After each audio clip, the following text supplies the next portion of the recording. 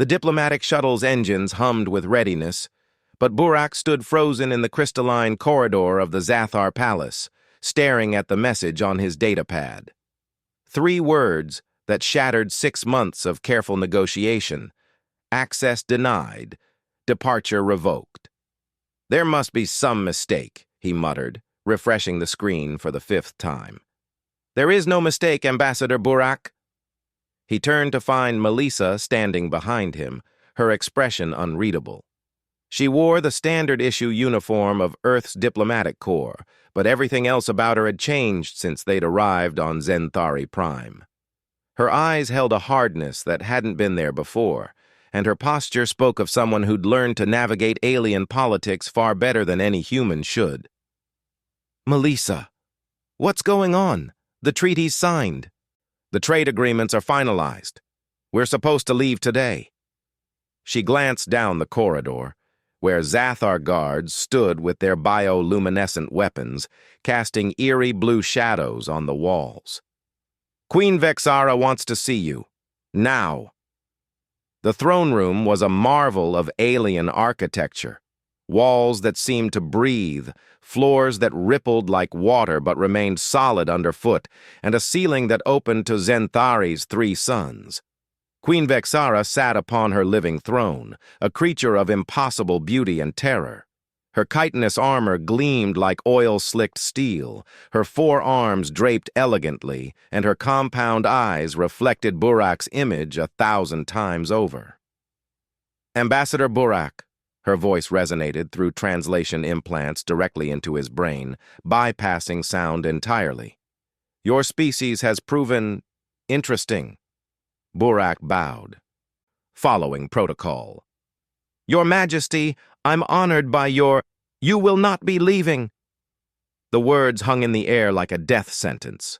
Burak felt his heart rate spike, felt the cold sweat forming on his palms. "I don't understand. The mission is complete. Earth expects my return." "Earth will be disappointed." Vexara rose from her throne, towering over him at nearly 9 feet tall. "In 6 months you have taught us much about humanity.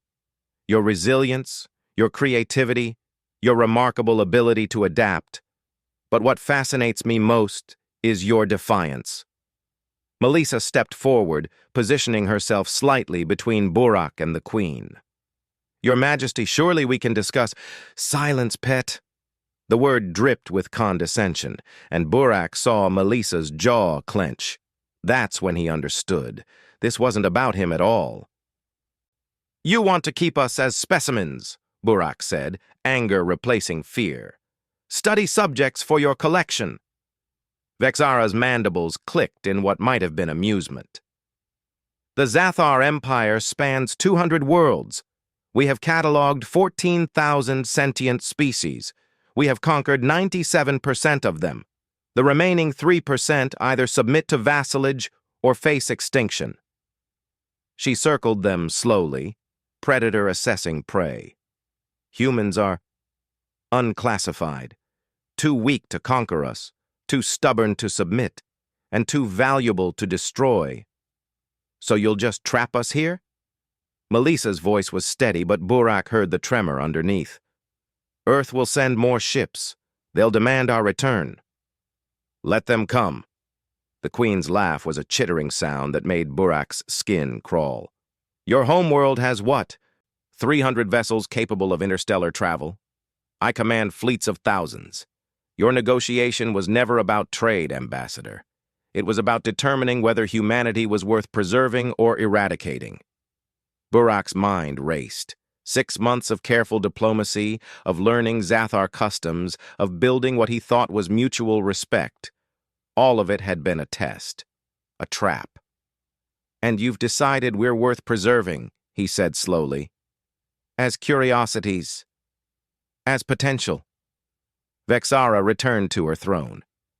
"In 6 months, you two have achieved what should have been impossible.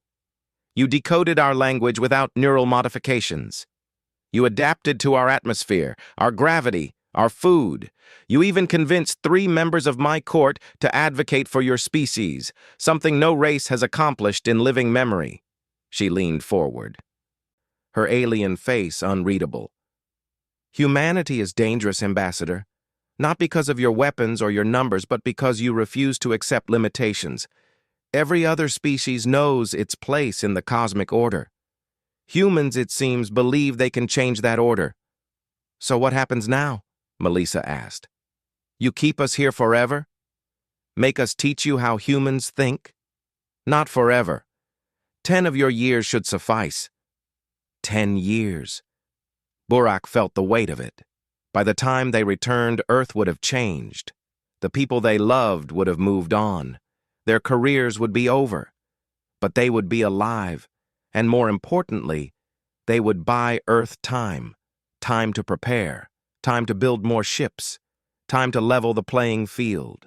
He met Melissa's eyes and saw the same calculation there. The same grim determination that had carried humanity from caves to stars. We accept, Burak said, on one condition. Vexara's compound eyes glittered with interest. You dare negotiate from a position of weakness? That's what humans do. He stepped forward, shoulders squared. You want to understand why we're dangerous? Here's lesson 1.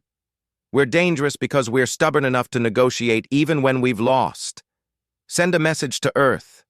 Tell them we're staying as ambassadors, not prisoners. Tell them the treaty stands, and in 10 years, we'll return with a full cultural exchange program. And why would I grant this? Melissa picked up his thread. Because if you don't, if you just make us disappear, Earth will assume the worst. They'll prepare for war, not cooperation. But if you let them know we're here willingly, working toward greater understanding, she smiled coldly. You'll get exactly what you want. 10 years to study us. And Earth gets proof that humanity can't be cowed. The silence stretched for an eternity. Then, impossibly, Queen Vexara's mandibles clicked again. But this time, Burak recognized it. Respect. You truly are fascinating creatures. She waved one crystalline hand. Very well, your message will be sent. 10 years, ambassadors.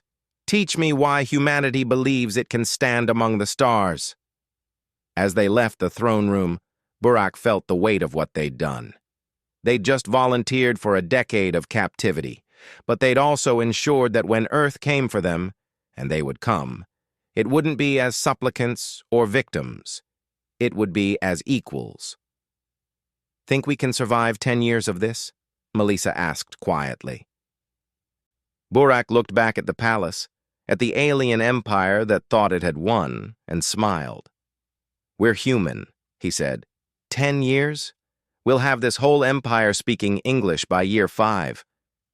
Melissa laughed. A real, genuine laugh. Humanity, fuck yeah. Fuck yeah, indeed.